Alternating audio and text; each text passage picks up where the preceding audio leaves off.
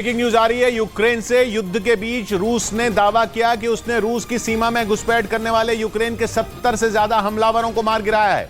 रूस के रक्षा मंत्रालय ने जानकारी दी कि बेलग्रद में रूस की सीमा पर यूक्रेन ने घुसपैठ की कोशिश की, जिसमें रूस ने जवाबी कार्रवाई की और यूक्रेन के 70 से ज्यादा लोगों को मार गिराया। उसने यूक्रेन की कई बख्तरबंद गाड़ियों को तबाह करने का भी दावा किया है, क्योंकि रूस ने यूक्रेन पर घुसपैठ का आरोप लगाया। दावा किया गया कि 2 दिन पहले यूक्रेन से आए घुसपैठियों ने रूस की सीमा के अंदर तोड़फोड़ की, जिससे उसकी सरकारी इमारतों को नुकसान पहुंचा, जिसके बाद वहां भयंकर जंग शुरू हो गई, जिसमें 1-2 नहीं बल्कि यूक्रेन के 70 से ज्यादा हमलावर जान से हाथ धो बैठे। कम से कम रूस के रक्षा मंत्रालय ने तो यही दावा किया। उसने इस हमले के पीछे यूक्रेन की सेना को जिम्मेदार बताया। रूस ने अपने दावे को सच साबित करने के लिए हमले का वीडियो भी जारी किया। रूस और यूक्रेन के घुसपैठियों की यह लड़ाई पूर्वी यूक्रेन के खार्किव शहर से करीब 80 किलोमीटर दूर बेलग्रद में हुई, जिसमें यूक्रेन के हमलावर तो मारे ही गए, उसकी 4 बख्तरबंद गाड़ियां भी धमाके में उड़ गईं। Киевский режим, потерпев поражение в городе Артемовск, перешел к реализации террористических। रूस की सेना ने दावा किया कि यूक्रेन के हमले में उसका एक आम नागरिक मारा गया, लेकिन यूक्रेन ने रूस के इन दावों को खारिज कर दिया और दो टूक कहा कि उसने बॉर्डर पार नहीं किया। उधर अमेरिका ने रूस के उन आरोपों को गलत बताया जिनमें यूक्रेन की तरफ से किए गए हमलों में अमेरिका के हथियारों के इस्तेमाल का दावा किया गया था। और साथ ही अमेरिका ने रूस के मीडिया की सच्चाई पर संदेह जताया। अमेरिका के विदेश मंत्रालय ने रूस की सीमा पर हुए हमलों में किसी भी तरह के अमेरिकी हथियारों के इस्तेमाल से इनकार किया। We do not encourage or enable strikes inside of Russia. जबकि रूस का मीडिया बार बार ये कह रहा था कि रूस की सीमा पर यूक्रेन ने जो अटैक किया उसमें अमेरिका के हथियारों का इस्तेमाल किया गया। रूस ने यह आरोप इसलिए लगाया क्योंकि यूक्रेन जंग शुरू होने के बाद से ही अमेरिका और नेटो देश उसे हथियार दे रहे हैं, या यूं कहें कि यूक्रेन जंग में अब तक अमेरिका के दम पर ही खड़ा है, वरना उसकी सेना रूस के सामने वैसे ही है जैसे हाथी के सामने चींटी। इस बीच अमेरिकी अखबार द न्यूयॉर्क टाइम्स का दावा है कि रूस के बेलग्रद शहर में यूक्रेन के सैनिक नहीं बल्कि रूसी विद्रोहियों का खात्मा किया गया। एक दिन पहले रूसी सेना ने बेलग्रद में सैन्य अभियान चलाकर 70 लड़ाकों के साथ कई ड्रोन मार गिराने का दावा किया। और रूस ने यह भी आरोप लगाया कि बेलग्रद में हुए हमलों के पीछे यूक्रेन के सैनिकों का हाथ था। रूस के मुताबिक यूक्रेन की सीमा के नजदीक जेलेंस्की की फौज तैनात थी ताकि वो मौका देखकर हमला कर सके, लेकिन अमेरिकी अखबार न्यूयॉर्क टाइम्स का दावा है कि बेलग्रद में जेलेंस्की का एक भी सैनिक नहीं घुसा और रूसी सेना ने जिन लड़ाकों को मार गिराया वो यूक्रेन के समर्थन वाले विद्रोही गुटों से जुड़े थे। रूस का बेलग्रद शहर यूक्रेन की सीमा के नजदीक बसा है और खार्किव से उसकी दूरी महज 70 किलोमीटर है। वहाँ पिछले 2 महीनों में कई बार ड्रोन से हमला हो चुका है। इधर रूस ने दोबारा घुसपैठ की कोशिश करने पर यूक्रेन को सख्ती से निपटने की चेतावनी दी। इससे पहले रूस ने दावा किया था कि उसकी सीमा में यूक्रेन के हमलावरों ने घुसपैठ की कोशिश की थी और उसने जवाबी कार्रवाई में घुसपैठ करने वाले यूक्रेन के 70 से ज्यादा लोगों को मार गिराया। रूस के रक्षा मंत्री ने इसी के बाद एक बयान जारी कर यूक्रेन को कड़े लहजे में चेतावनी जारी की। इससे पहले रूस के रक्षा मंत्रालय ने यूक्रेन की घुसपैठ की कोशिश और हमले का वीडियो भी जारी किया था और दावा किया था कि यूक्रेन ने बेलग्रद से लगी उसकी सीमा में घुसपैठ की कोशिश की थी। हालांकि रूस के इस दावे को यूक्रेन ने पूरी तरह से नकार दिया था। इस बीच रूस ने दावा किया कि यूक्रेन ने रूस के बेलग्रद शहर पर जो हमला किया उसके बाद उसके सैकड़ों ड्रोन ढेर कर दिए गए। रूस का आरोप है कि यूक्रेन उसके कई शहरों पर हवाई हमले की योजना बना रहा था, लेकिन इससे पहले कि वो कामयाब हो पाता, रूस ने उसकी प्लानिंग पर पानी फेर दिया। बेलग्रद के गवर्नर के मुताबिक पिछले कुछ दिनों में यूक्रेन ने बेलग्रद पर कई बार हवाई हमलों की कोशिश की, लेकिन रूसी सेना ने इन हमलों को नाकाम कर दिया। असल में बेलग्रद रूस का वो शहर है जो यूक्रेन की सीमा के सबसे करीब है। यही वजह है कि वहां पहले भी यूक्रेन ने हमला किया था। हालांकि तब भी रूस ने दावा किया था कि उसके पलटवार से यूक्रेन को तगड़ा झटका लगा था और इस बार भी उसे लड़ाकू विमान और सैकड़ों ड्रोन के नुकसान होने की आशंका जताई गई। उधर रूस के मीडिया के मुताबिक पुतिन के करीबी और रूस के पूर्व राष्ट्रपति दिमित्री मेदवेदेव ने पश्चिमी देशों को सीधे सीधे परमाणु हमले की चेतावनी दे दी।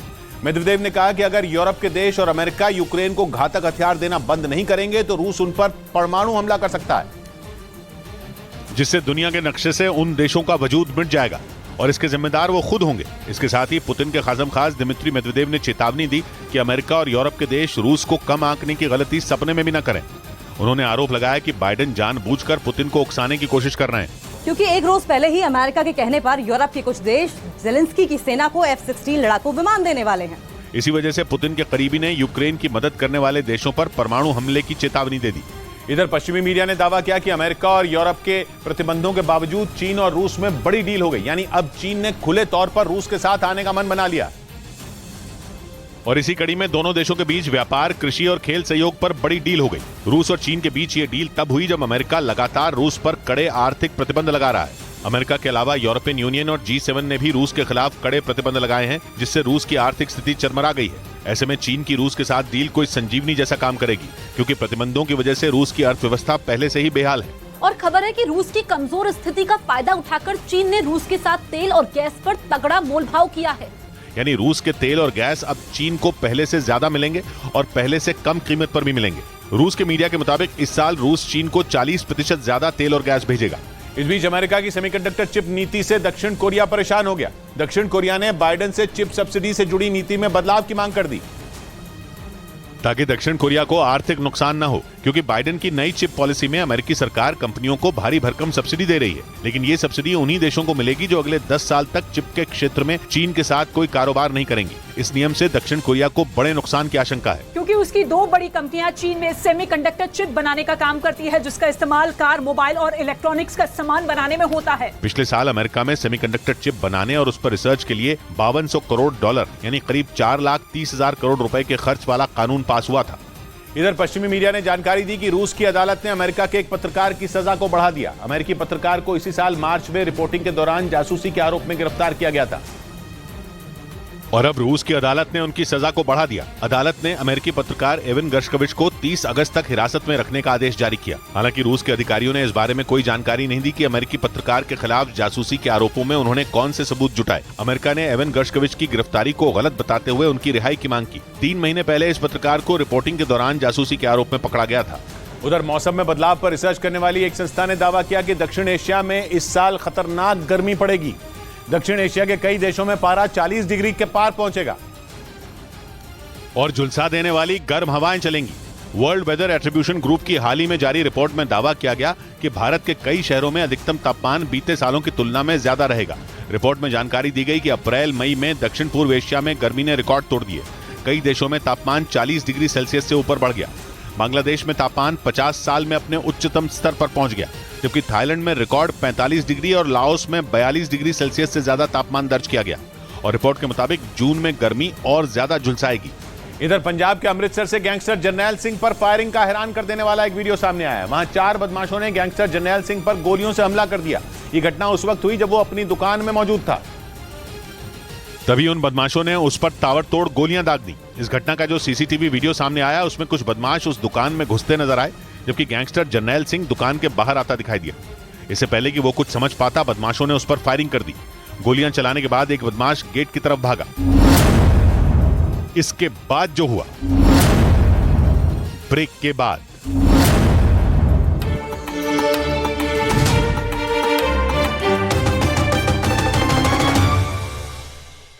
जानकारी दी कि अली शमखानी को एक जासूसी कांड में आरोपी बनाया गया। उन पर ब्रिटेन के जिस जासूस के साथ रिश्ते रखने का आरोप लगा, उसे इसी साल जासूसी के आरोप में फांसी दे दी गई थी। हालांकि अली शमखानी ने अपने ऊपर लगे सभी आरोपों को गलत बताया और ईरान के लिए दी अपनी सेवाओं की दुहाई दी। अपने 10 साल के कार्यकाल के दौरान अली शमखानी ने ईरान के कई देशों से रिश्ते सुधारने में अहम भूमिका निभाई, खासतौर पर उन देशों से जिनके साथ उसका लंबे समय से तनाव चल रहा था। इस बीच समंदर में पानी के जहाजों को जब्त करते ईरान से निपटने के लिए अमेरिका ने बाजुएं चढ़ा दी।